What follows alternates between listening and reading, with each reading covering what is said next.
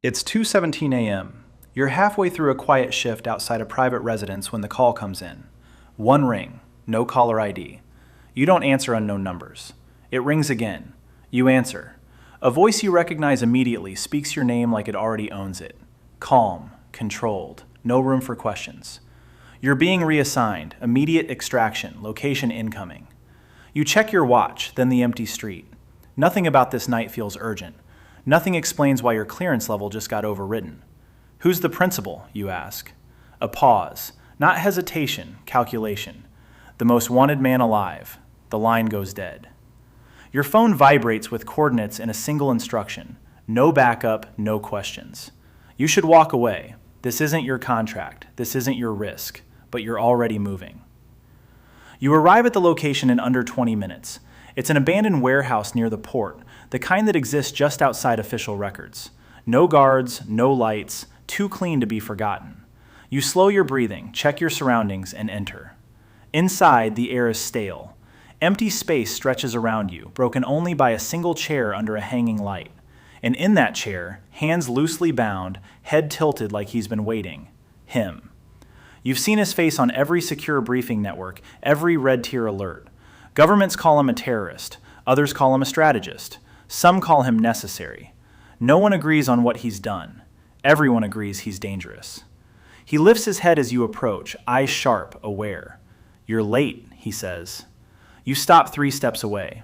You're not supposed to be alive. He almost smiles. Neither are you after tonight. That lands heavier than it should. You cut the restraints. They were never meant to hold him. Who sent you, you ask. He stands slowly, stretching like he owns the room now. The same people who sent you. They just didn't tell you everything. You don't like that answer. You don't like any of this, but you've already made your decision. You escort him out. The extraction is too easy. No resistance, no surveillance, no interference. That's the first thing that tells you something is wrong. You drive in silence. He watches the road like he's memorizing it. Where are we going, he asks. Safe location. There's no such thing, he says. You don't respond. You reroute twice, check mirrors, run counter-surveillance patterns. Nothing follows. That bothers you more than if something did. You're good, he says casually. I'm paid to be. And now you're protecting me. You glance at him briefly. For now. He leans back. That's the problem with people like you. You think this is temporary. You tighten your grip on the wheel. The safe house isn't one of your usual sites. It's deeper, more secure, designed for long-term containment or protection, depending on perspective. You scan, unlock, and bring him inside. Welcome, you say flatly. You don't leave without me. He walks through the space like he's evaluating it. Exits, blind spots, weaknesses. You think you're in control, he says.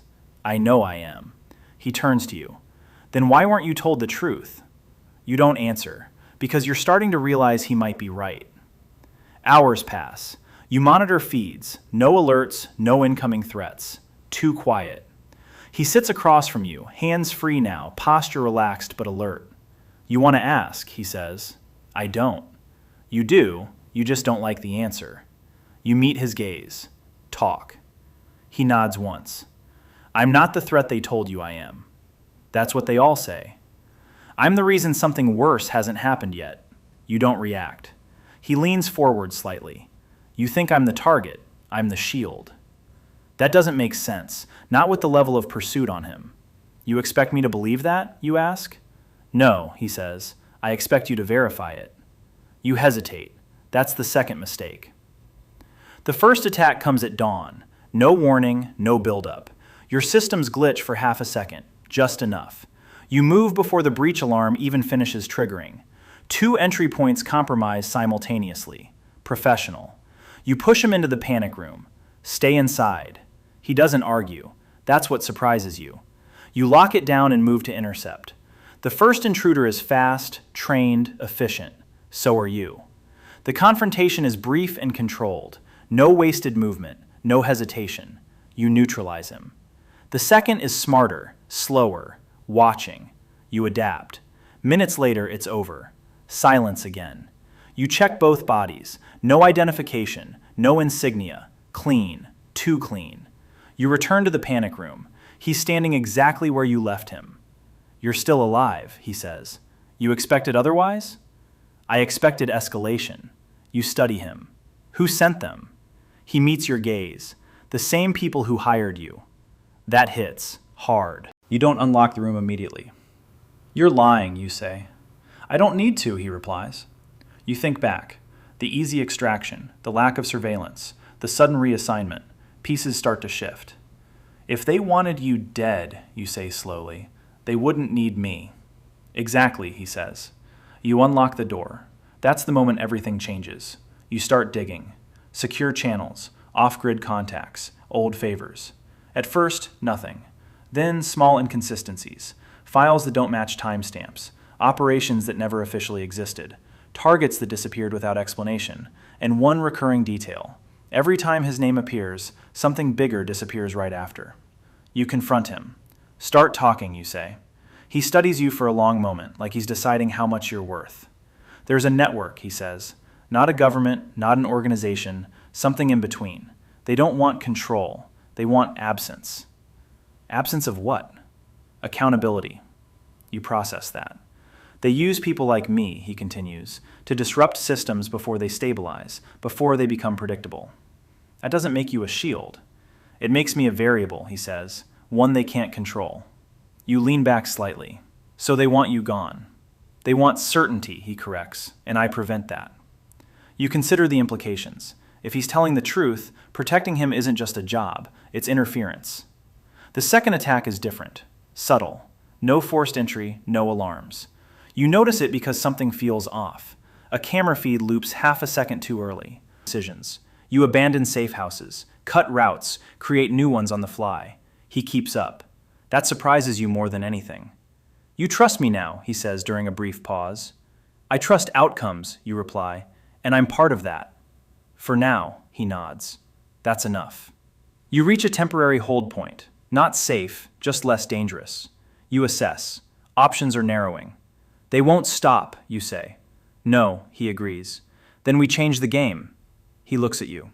How? You meet his gaze. We stop running. Silence. Then he nods. About time.